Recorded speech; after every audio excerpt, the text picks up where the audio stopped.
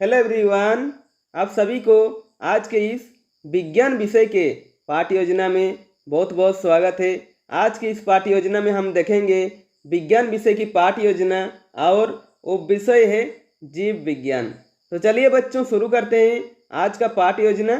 तो सबसे ऊपर आप देख सकते हैं विज्ञान विषय की पाठ योजना संख्या 26 लिखी हुई है। यहाँ पर आपको पाठ योजना संख्या लिखनी होती है। जितनी भी संख्या आपके पाठ योजना की होगी उसके बाद विद्यालय का नाम लिखेंगे। आप जिस भी विद्यालय में पढ़ाने के लिए जाएंगे उस विद्यालय का नाम यहाँ पर मेंशन करेंगे। उसके बाद छात्राध्यापक अथवा छात्राध्यापिका का नाम लिखेंगे। यदि आप पुरुष हैं तो छात्राध्यापक का नाम लिखेंगे और यदि आप महिला हैं तो छात्राध्यापिका का नाम लिखेंगे। ठीक है। उसके बाद है कक्षा है 8, विषय है तो आज का विषय है विज्ञान, प्रकरण है तो आज का प्रकरण है जल प्रदूषण। ठीक है। उसके बाद कालांश मेंशन करेंगे। कालांश यानी कि पीरियड, आप जिस भी पीरियड में पढ़ाने के लिए जाएंगे उस पीरियड का यहाँ पर मेंशन करेंगे। उसके बाद है अवधि। अवधि है 45 मिनट। किसी किसी विद्यालय में 35 मिनट या 40 मिनट भी होता है, तो आप अपने विद्यालय के हिसाब से देख लीजिएगा। उसके बाद दिनांक मेंशन करेंगे। ठीक है। तो बच्चों ऐसे बहुत सारे वीडियो पाने के लिए आप इस चैनल को सब्सक्राइब कर दीजिए। और आप किसी विषय का लेसन प्लान चाहते हैं तो कमेंट बॉक्स में कमेंट करके बता सकते हैं। ठीक है। तो चलिए आगे बढ़ते हैं। उसके बाद आता है सामान्य उद्देश्य। सामान्य उद्देश्य विषय संबंधित होता है, तो यहाँ पर आप विज्ञान विषय को ध्यान में रखकर लिखेंगे। सामान्य उद्देश्य में विषय और उप विषय को पढ़ाने से बच्चों में किन किन चीज़ों का विकास होगा वो सब इसमें लिखना होता है। इसमें मिनिमम आप 4 से 5 पॉइंट लिख सकते हैं या मैक्सिमम 8 से 10 पॉइंट लिखा जा सकता है। तो देखिए पहला पॉइंट में लिखेंगे छात्रों में विज्ञान विषय के प्रति रुचि उत्पन्न करना। दूसरा पॉइंट में लिखेंगे छात्रों को बौद्धिक क्षमता का विकास करना। तीसरा पॉइंट में लिखेंगे छात्रों की अवलोकन क्षमता को विकसित करना। और चौथा पॉइंट में लिखेंगे छात्रों में वैज्ञानिक ढंग से सोचने की क्षमता का विकास करना। ठीक है। उसके बाद आता है विशिष्ट उद्देश्य। विशिष्ट उद्देश्य कुछ ऐसे उद्देश्य जो कि टॉपिक से रिलेटेड उद्देश्य होता है, यानी कि छात्राध्यापक के द्वारा छात्रों को पढ़ाने के बाद छात्रों में क्या क्या बिहेवियर में चेंज आएंगे और उनमें किन किन चीज़ों का विकास होगा वो हमारे विशिष्ट उद्देश्य के अंदर इंक्लूड होते हैं। ठीक है। इसमें मिनिमम आप 3 पॉइंट लिख सकते हैं या मैक्सिमम 4 से 5 पॉइंट लिखा जा सकता है। तो देखिए पहला पॉइंट में लिखेंगे छात्र जल प्रदूषण के बारे प्रत्यय स्मरण करने में सक्षम होंगे। दूसरा पॉइंट में लिखेंगे छात्र दैनिक जीवन में होने वाले जल प्रदूषण के बारे जानने में सक्षम होंगे। और तीसरा पॉइंट में लिखेंगे छात्र जल प्रदूषण होने के मुख्य कारणों को जानने में सक्षम होंगे। ठीक है। उसके बाद लिखेंगे शिक्षण विधि यानी कि टीचिंग मेथड। इसमें शिक्षक कौन कौन से शिक्षण विधि प्रयोग कर पढ़ा रहे हैं वो यहाँ पर मेंशन करना होता है। तो देखिए व्याख्यान विधि, प्रश्नोत्तर विधि और प्रदर्शन विधि इत्यादि। ठीक है। उसके बाद लिखेंगे शिक्षण सहायक सामग्री। इनमें वो सभी सामग्री आते हैं जो शिक्षक पूरे कक्षा यानी कि पूरे 45 मिनट पढ़ाने के दौरान प्रयोग करता है। जैसे कि देखिए चौक, डस्टर, श्यामपर, संकेतक इत्यादि। ठीक है। उसके बाद लिखेंगे पूर्व ज्ञान। इसमें क्या लिखा हुआ है देखिए छात्र छात्रा जल के बारे में सामान्य जानकारी रखते हैं। ठीक है। उसके बाद आता है प्रस्तावना।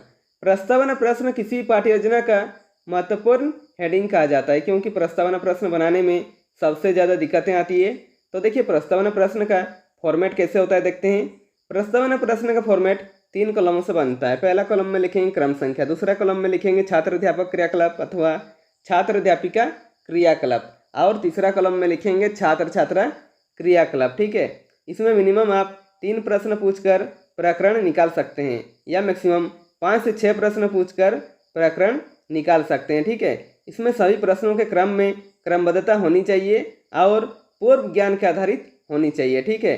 इसमें छात्र अध्यापक के प्रश्न करने पर जो छात्र छात्रा उत्तर देंगे उसी उत्तर से छात्र अध्यापक पुनः एक प्रश्न करेंगे। ठीक है। तो देखिए यहाँ पर आपको और अच्छे से समझ में आ जाएगा। क्रम संख्या में लिखेंगे 1। छात्र अध्यापक पहला प्रश्न करते हैं पृथ्वी पर सबसे जागरूक प्राणी कौन है। तो छात्र छात्रा क्या उत्तर देते हैं? उत्तर देते हैं मनुष्य। ठीक है। यहाँ पर देखिए छात्र छात्रा क्या उत्तर दिए? उत्तर दिए मनुष्य। ठीक है। अब इस शब्द को लेकर छात्र अध्यापक पुनः एक प्रश्न करेंगे, ठीक है। तो देखिए छात्र अध्यापक दूसरा प्रश्न करते हैं, मनुष्य की मूलभूत आवश्यकताएं बताएं। तो छात्र छात्रा क्या उत्तर देते हैं? उत्तर देते हैं भोजन, वायु और जल इत्यादि, ठीक है। उसके बाद छात्र अध्यापक तीसरा प्रश्न करते हैं, जल के क्या क्या स्रोत हैं। तो छात्र छात्रा क्या उत्तर देते हैं? उत्तर देते हैं कुआं, नदी, तालाब, समुद्र इत्यादि, ठीक है। उसके बाद छात्र अध्यापक चौथा प्रश्न करते हैं, कुआं, नदी, तालाब आदि में यदि कचरे फेंक दिया जाए तो क्या होगा। तो छात्र छात्रा क्या उत्तर देते हैं? उत्तर देते हैं कुआं, नदी, तालाब आदि का जल गंदा हो जाएगा, ठीक है। उसके बाद छात्र अध्यापक पांचवा प्रश्न करते हैं, जल गंदा होना या दूषित होने को क्या कहते हैं। तो छात्र छात्रा क्या उत्तर देते हैं? उत्तर देते हैं जल प्रदूषण कहते हैं, ठीक है। यहाँ पर देखिए छात्र छात्रा क्या उत्तर दिए? जल प्रदूषण, ठीक है। ये जल प्रदूषण क्या था? जो कि हमारा टॉपिक था। अब ये हमारा टॉपिक निकल गया, ठीक है। अब टॉपिक निकलने के बाद उद्देश्य कथन में लिखेंगे, बच्चों आज हम लोग विज्ञान विषय के जल प्रदूषण पाठ को विस्तार पूर्वक अध्ययन करेंगे, ठीक है। उसके बाद आता है प्रस्तुतिकरण। प्रस्तुतिकरण पाठ को हमें सबसे अच्छा बनाना होता है कि जितना भी कंटेंट होता है टॉपिक का वो सब प्रस्तुतिकरण पाठ में रखते हैं, ठीक है। तो देखिए प्रस्तुतिकरण का फॉर्मेट कैसे होता है देखते हैं। प्रस्तुतिकरण का फॉर्मेट 4 कॉलमों से बनता है। पहला कॉलम में लिखेंगे शिक्षण बिंदु यानी कि टीचिंग पॉइंट, इसमें हम कौन कौन से पॉइंट कवर करेंगे वो सब लिखेंगे। दूसरा कॉलम में लिखेंगे छात्र अध्यापक क्रियाकलाप अथवा छात्र अध्यापिका क्रियाकलाप यानी कि पुपिल टीचर एक्टिविटी, इसमें क्लासरूम में टीचर क्या क्या एक्टिविटी कर रहे हैं वो सब लिखेंगे। और तीसरा कॉलम में लिखेंगे छात्र छात्रा क्रियाकलाप और चौथा कॉलम में लिखेंगे श्यामपट कार्य, ठीक है। सबसे पहले देखिए शिक्षण बिंदु पर लिखेंगे जल प्रदूषण और इसके बारे में छात्र अध्यापक जो बताएंगे वो छात्र अध्यापक क्रियाकलाप पर लिखेंगे। तो देखिए क्या बताते हैं, जल में अवांछनीय जैविक या अजैविक पदार्थों के मिलने के कारण इसकी गुणवत्ता में गिरावट आने को जल प्रदूषण कहा जाता है। प्रदूषण के कारण जल के रंग, गंध तथा अम्लीय में परिवर्तन आ जाता है, ठीक है। जब झीलों, नहरों, नदियों, समुद्र तथा अन्य जल निकायों में विषैले पदार्थ प्रवेश करते हैं और यह इनमें घुल जाते हैं अथवा पानी में पड़े रहते हैं या नीचे इकट्ठे हो जाते हैं, जिसके परिणाम स्वरूप जल प्रदूषित हो जाता है और इससे जल की गुणवत्ता में कमी आ जाती है। और छात्र छात्रा क्रियाकलाप पर लिखेंगे, छात्र छात्रा ध्यानपूर्वक सुनेंगे तथा समझेंगे और श्यामपट कार्य पर छात्र अध्यापक जो पढ़ा रहे हैं उसे शॉर्ट में लिख दीजिएगा ताकि जो बच्चे ध्यान से सुन नहीं रहे हैं उन्हें भी अच्छे से समझ में आ जाए, ठीक है। तो हेडिंग देंगे जल प्रदूषण। तो देखिए जल में अवांछनीय जैविक या अजैविक पदार्थों के मिलने के कारण इसकी गुणवत्ता में गिरावट आने को जल प्रदूषण कहा जाता है, ठीक है। उसके बाद छात्र अध्यापक बोधात्मक प्रश्न पूछते हैं, ठीक है। इसमें छात्र अध्यापक बच्चों जो पढ़ा रहे हैं बच्चों को कितनी समझ में आ रहा है ये जानने के लिए बीच बीच में 1 या 2 प्रश्न करते हैं। तो देखिए पहला प्रश्न करते हैं, प्रदूषित जल का रंग कैसे होती है। तो छात्र छात्रा क्या उत्तर देते हैं? उत्तर देते हैं रंग परिवर्तन होने लगती है, ठीक है। उसके बाद छात्र अध्यापक दूसरा प्रश्न करते हैं, जल प्रदूषण किस कारण से होती है। तो छात्र छात्रा क्या उत्तर देते हैं? उत्तर देते हैं जल में अवांछनीय जैविक या अजैविक पदार्थों के मिलने के कारण जल प्रदूषित होती है, ठीक है। उसके बाद छात्र अध्यापक विकासात्मक प्रश्न पूछते हैं, ठीक है। इसमें छात्र अध्यापक बच्चों को इसके आगे जो पढ़ाएंगे बच्चों को इसके बारे में जानकारी है या नहीं है ये जानने के लिए इसमें 1 या 2 प्रश्न पूछते हैं, ठीक है। तो देखिए प्रश्न करते हैं, जल प्रदूषण होने के कौन कौन से स्रोत हैं। तो छात्र छात्रा क्या उत्तर देते हैं? छात्र छात्रा कोई उत्तर दे नहीं पाते हैं और मौन रहते हैं। इसका उत्तर छात्र छात्रा नहीं दे पाएंगे तो कक्षा शिक्षक यानी आपका कर्तव्य है कि आप उस चीज़ को अच्छे से समझाएं बच्चों को। उसके बाद शिक्षण बिंदु में लिखेंगे जल प्रदूषण होने के स्रोत, और इसके बारे में छात्र अध्यापक जो बताएंगे वो छात्र अध्यापक क्रियाकलाप पर लिखेंगे। तो देखिए क्या बताते हैं। जल प्रदूषण होने के निम्नलिखित स्रोत हैं। पहला, औद्योगिक अपशिष्ट, और इसके बारे में छात्र अध्यापक क्या बताते हैं। देखिए, झारखंड की धरती रत्न गर्भ रही है, यहाँ के खदानों में बहुमूल्य खनिज संपदा भरी है, इसी से आकर्षित होकर यहाँ बहुत से उद्योग धंधे लगाए गए। खदानों में उपलब्ध प्रचुर कोयला, लोहे, तांबे, एल्युमिनियम के अयस्क, सस्ती मजदूरी आदि ने लोगों को औद्योगिक इकाइयाँ लगाने को प्रेरित किया है। लेकिन औद्योगिकरण अपने साथ कोई बुराइयों भी लेकर आया। फैक्ट्री बनाने के लिए बड़े पैमाने पर जंगल काटे गए, नदी किनारे कारखाने स्थापित किए गए ताकि कारखानों को सस्ते में पानी मिल सके। छोटा नागपुर के पठार में दामोदर और स्वर्ण रेखा नदियाँ सबसे अधिक प्रदूषित हुई है। लगभग 1300 लाख लीटर औद्योगिक कचरा और 650 लाख लीटर गंदा घरेलू जल दामोदर नदी में प्रतिदिन उड़ेल दिया जाता है। स्थानीय जनजातियों द्वारा पवित्र मानी जाने वाली दामोदर नदी कोयलांचल में एक गंदे काले बदबूदार नाले की तरह दिखती है। और छात्र छात्रा क्रियाकलाप पर लिखेंगे।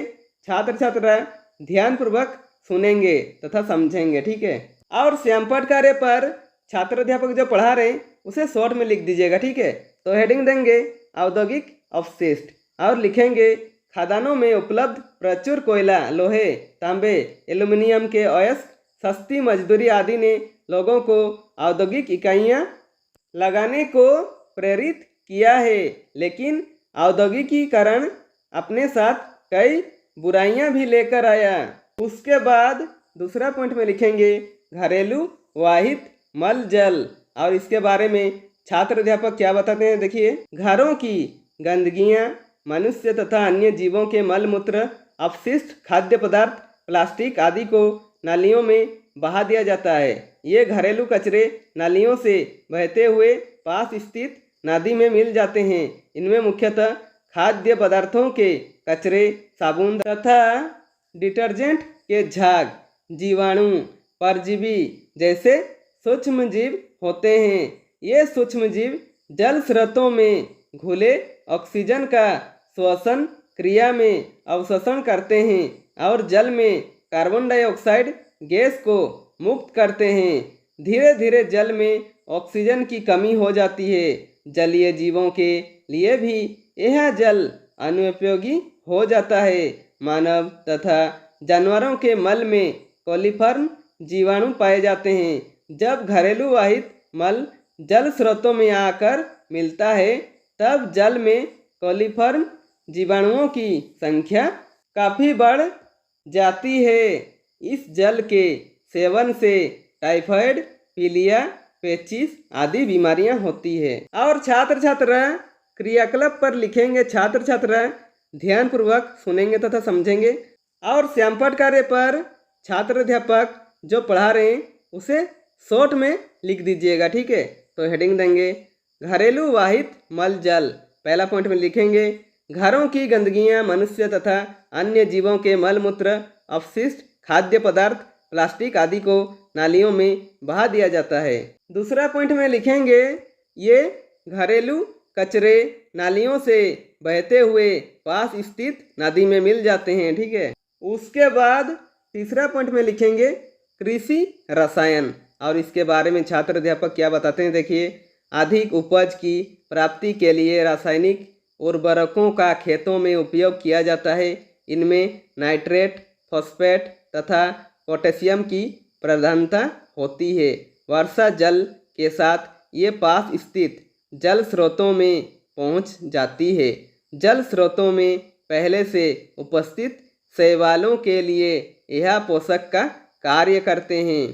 जब ये शैवाल मर जाते हैं तो जीवाणु जैसे घटकों के लिए भोजन का कार्य करते हैं। जीवाणु अत्यधिक ऑक्सीजन का प्रयोग करके जल में कार्बन डाइऑक्साइड को मुक्त करते हैं। इस प्रकार जल स्रोतों में घुले ऑक्सीजन की मात्रा में कमी आने की क्रिया को सुपोषण कहते हैं।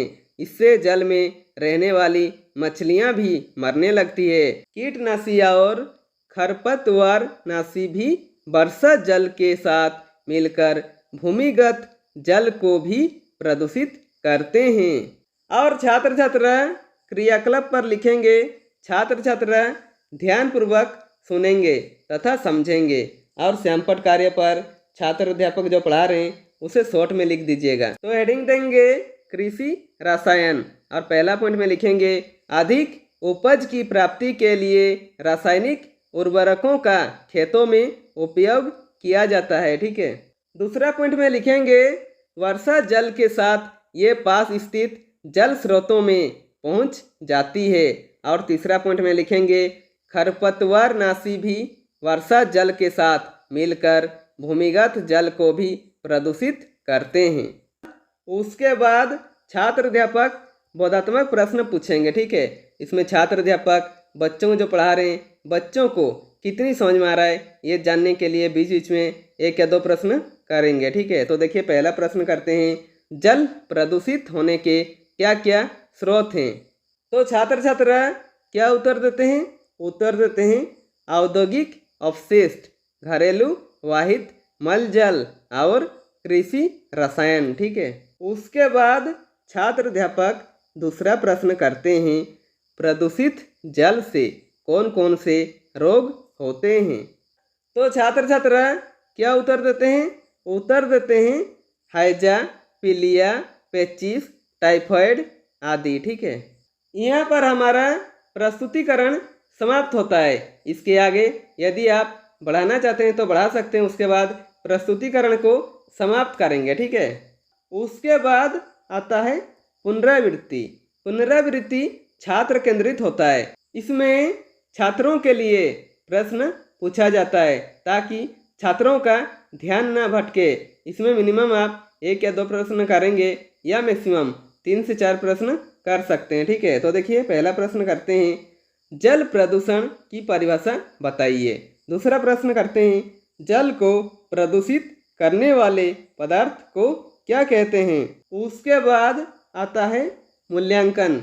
मूल्यांकन शिक्षक केंद्रित होता है, यानी कि शिक्षक अपना तथा छात्रों का भी साथ में मूल्यांकन करते हैं कि जो उन्होंने 45 मिनट का क्लास लिया बच्चों को कितनी अच्छी तरीके से समझ में आया। ये जानने के लिए इसमें मिनिमम आप एक या दो प्रश्न करेंगे या मैक्सिमम 3 से 4 प्रश्न कर सकते हैं। तो देखिए पहला प्रश्न करते हैं वाहित मल द्वारा प्रदूषित जल में क्या पैदा हो जाते हैं। दूसरा प्रश्न करते हैं जल प्रदूषण से क्या क्या खतरे हैं। उसके बाद आता है गृह कार्य।